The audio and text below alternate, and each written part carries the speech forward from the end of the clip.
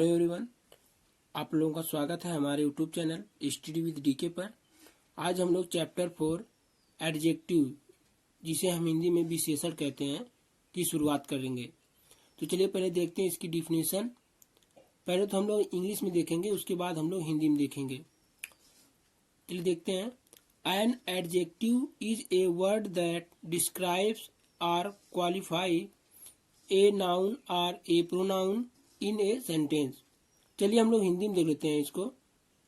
जो शब्द वाक्य में नाउन यानी कि संज्ञा या प्रोनाउन को हम हिंदी में सर्वनाम कहते हैं, की विशेषता बतलाते हैं, उसे हम एडजेक्टिव यानी कि विशेषण कहते हैं। यानी जो संज्ञा और सर्वनाम की विशेषता बताएंगे उसे हम क्या कहेंगे? एडजेक्टिव कहेंगे, यानी कि विशेषण कहेंगे। चलिए देखते हैं। जैसे राम इज फैट, राम मोटा है। राम क्या हो गया? नाउन हो गया। और फैट क्या हो गया? एडजेक्टिव हो गया। यानी कि राम की विशेषता कौन बता रहा है? फैट। यानी कि राम मोटा है। फैट क्या बता रहा है? विशेषता बता रहा है। किसकी? राम की। दूसरा देखते हैं B. This is black pen, यह काली पेन है। देखिए यहाँ पर ब्लैक क्या है? एडजेक्टिव है, यानी कि काली। पेन कैसी है? काली है। यानी कि पेन नाउन हो गया और ब्लैक एडजेक्टिव हो गया, यानी कि विशेषण हो गया। सी वाला देखते हैं। I have a lot of pens, मेरे पास बहुत सारे पेन हैं। मेरे पास बहुत सारे पेन हैं। तो यानी कि पेन जो है ये तो नाउन हो गई, और ए लॉट ऑफ क्या हो गया? एडजेक्टिव हो गया। तो चलिए देखते हैं आगे। Types of adjective. Types of adjectives, विशेषण के प्रकार। विशेषण मुख्यतः 10 प्रकार के होते हैं। नंबर 1, एडजेक्टिव ऑफ क्वालिटी, जिन्हें हम हिंदी में गुणवाचक विशेषण कहते हैं। नंबर 2, एडजेक्टिव ऑफ क्वांटिटी, परिमाणवाचक विशेषण। नंबर 3, एडजेक्टिव ऑफ नंबर, संख्यावाचक विशेषण। नंबर 4, डेमोन्स्ट्रेटिव एडजेक्टिव, संकेतवाचक विशेषण। और 5वां है पॉजेसिव एडजेक्टिव, जिन्हें हम हिंदी में संबंध सूचक विशेषण कहते हैं। तो चलिए आगे भी देख लेते हैं। छठा दिया है डिस्ट्रीब्यूटिव एडजेक्टिव, वितरणवाचक विशेषण। 7वां इंटरोगेटिव एडजेक्टिव, प्रश्नवाचक विशेषण। नंबर 8 प्रॉपर एडजेक्टिव, व्यक्तिवाचक विशेषण।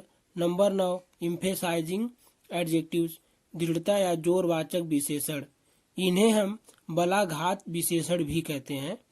10वां दिया है एक्सक्लामेटरी एडजेक्टिव्स, जिनकी हिंदी विस्मयादि बोधक विशेषण होती है। तो चलिए इन 10 के अलग अलग करके परिभाषा और इनके उदाहरण से समझेंगे। तो चलिए शुरुआत करते हैं। नंबर 1, एडजेक्टिव्स ऑफ क्वालिटी, यानी कि गुणवाचक विशेषण। तो इसकी डेफिनेशन देखेंगे। This type of adjective shows the quality of a person और थिंग, यानी कि ऐसा विशेषण जिससे किसी व्यक्ति या वस्तु के गुण का बोध होता है, उसे गुणवाचक विशेषण कहते हैं। तो उदाहरण दिया गया यहाँ पर। गुड मीन्स अच्छा, बैड मीन्स खराब, रेड मीन्स लाल, ब्लू मीन्स नीला। तो सेंटेंस के जरिए भी समझेंगे हम कि आखिर एडजेक्टिव ऑफ क्वालिटी है क्या। This is a red pen, यानी कि यह कलम लाल है। यानी कि यह कैसी कलम है? लाल है। यानी जो कलम की गुण बता रहा है वो रेड बता रहा है। ठीक है, यानी कि पेन कैसी है? लाल है। दूसरा देखेंगे। राम इज यंग, राम जवान है। यानी राम कैसा है? जवान है, यानी कि उसका गुण बता रहा है, राम की गुण बता रहा है, यंग। तीसरा, द चेयर इज ओल्ड, कुर्सी पुरानी है। यानी कि कुर्सी की विशेषता कौन बता रहा है? ओल्ड, यानी कि पुरानी है। दूसरा देखते हैं एडजेक्टिव ऑफ क्वांटिटी, परिमाणवाचक विशेषण। तो चलिए देखते हैं इसकी definition. Types of adjective that show the quantity of noun is called quantitative adjective. ऐसा विशेषण जिससे मात्रा का बोध होता है उसे परिमाणवाचक विशेषण कहते हैं। चलिए देखते हैं उदाहरण में। सम मीन्स कुछ, नो मीन्स नहीं, एनफ मीन्स पर्याप्त, लिटिल मीन्स थोड़ा, etc। तो इसको हम सेंटेंस के तरीके से देखते हैं कि आखिर परिमाणवाचक विशेषण है क्या। ही हैड नो वाटर, उसके पास पानी नहीं था। यानी कि जो यहाँ पर नो लिखा गया है, नहीं, ये क्या है, परिमाणवाचक विशेषण, यानी कि एकदम ही पानी उसके पास नहीं था। ही हैज इनफ मनी, उसके पास पर्याप्त पैसे थे, यानी उसके पास क्या थे, पर्याप्त। इनफ मीन्स पर्याप्त, तो ये भी क्या है, परिमाणवाचक विशेषण। तीसरा देखते हैं, आई हैव सम गोल्ड, मेरे पास कुछ सोना है। तो यानी कि क्या, सम भी क्या है, एक परिमाणवाचक विशेषण है। तो चलिए अगला देखते हैं। तीसरा, एडजेक्टिव्स ऑफ नंबर, संख्यावाचक विशेषण। इसकी डेफिनेशन देखेंगे, पहले हम इंग्लिश में देखेंगे, उसके बाद हिंदी में देखेंगे। चलिए इंग्लिश में देखते हैं। This type of adjective shows the number of person और थिंग। ऐसा विशेषण जिससे किसी व्यक्ति या वस्तु के संख्या का बोध होता है उसे संख्यावाचक विशेषण कहते हैं। यानी कि हम कह सकते हैं अपने आसान शब्दों में कि किसी भी व्यक्ति या वस्तु यदि हमें उसकी संख्या का पता चल गया तो क्या कहलाएगी, संख्यावाचक विशेषण। तो चलिए उदाहरण देखते हैं। 1, 2, फर्स्ट, सेकंड, नो, फ्यू, सम, etc। तो इसको सेंटेंस के जरिए समझेंगे। वी हैव 2 legs, हमारे पास 2 पैर हैं। यानी कि जो 2 लिखा है यही क्या है, संख्यावाचक विशेषण। दूसरा देखते हैं। He is the first boy in the class, वह कक्षा में पहला लड़का है। यानी कि फर्स्ट मीन्स पहला, ये भी क्या है, संख्यावाचक विशेषण। अगला देखते हैं। सीता हैज 10 एप्पल्स, सीता के पास 10 सेब हैं। यानी कि 10 भी क्या है, संख्यावाचक विशेषण। तो हम लोग समझ गए हैं कि संख्यावाचक विशेषण है क्या। तो चलिए अगला देखते हैं। चौथा, डेमोन्स्ट्रेटिव एडजेक्टिव्स, संकेतवाचक विशेषण। इसकी परिभाषा देखते हैं। The adjective used to point out some person और thing is called a demonstrative adjective.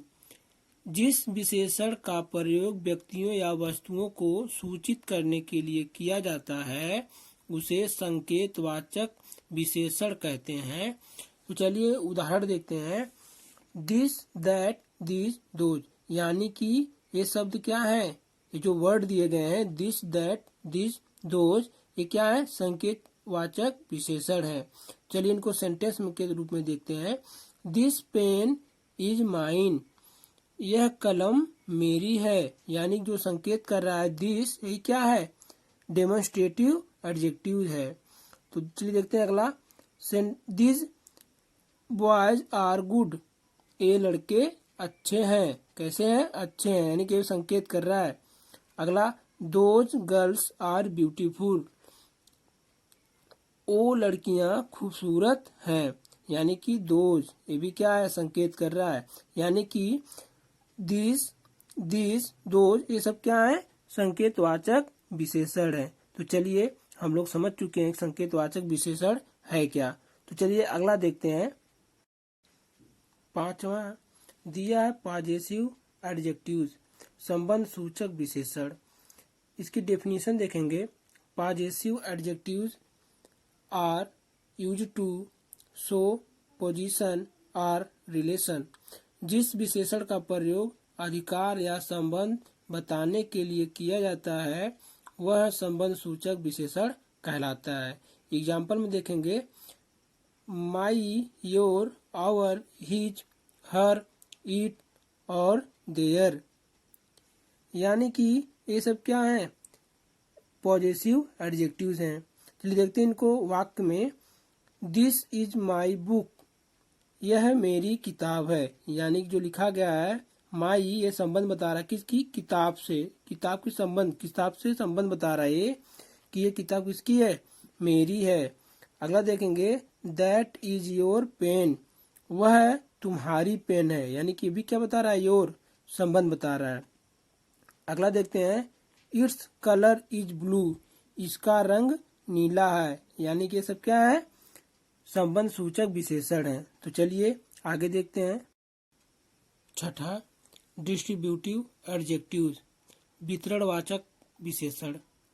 इसकी डिफिनीशन पहले तो हम इंग्लिश में देखेंगे, उसके बाद हिंदी में देखेंगे।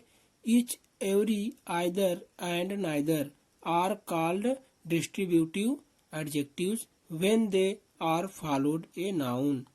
जब ईच, एवरी, नाइदर और आइदर के ठीक बाद कोई नाउन प्रयुक्त होता है, नाउन मीन्स संज्ञा, यानी कि ईच, एवरी, नाइदर और आइदर के बाद यदि कोई संज्ञा आती है तब उन्हें वितरणवाचक विशेषण कहते हैं।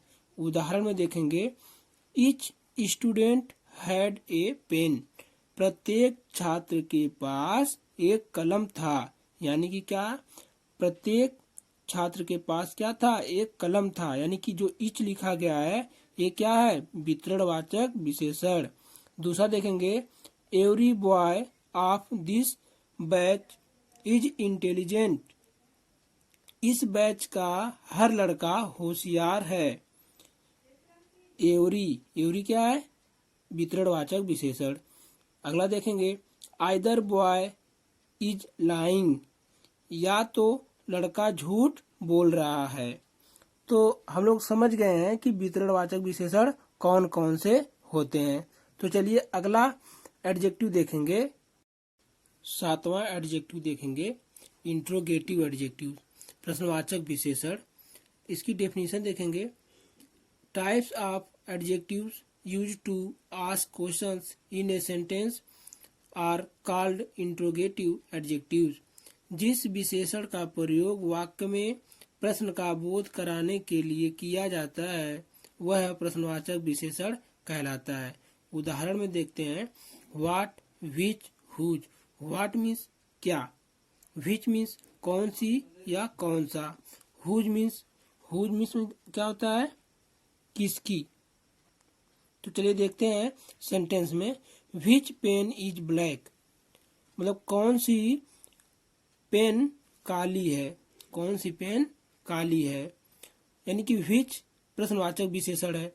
हुज बुक इज दिस, यह किताब किसकी है, हुज मीन्स किसकी, तो ये भी क्या है, प्रश्नवाचक विशेषण। विच कार इज योर्स, आपकी कौन सी कार है, आपकी कौन सी कार है, तो विच भी क्या है, प्रश्नवाचक विशेषण है।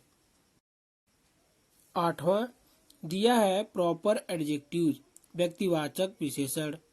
इसकी डेफिनेशन है यानी परिभाषा है adjectives made from a proper nouns are called proper adjectives. व्यक्तिवाचक संज्ञा से बने विशेषण को व्यक्तिवाचक विशेषण कहते हैं। जैसे कि इंडिया, इंडिया से क्या बना, इंडियन, इंडियन क्या है, एक व्यक्तिवाचक विशेषण है। कनाडा, कनाडा से क्या बना, कनाडियन, यानी कि ये भी क्या है, व्यक्तिवाचक विशेषण।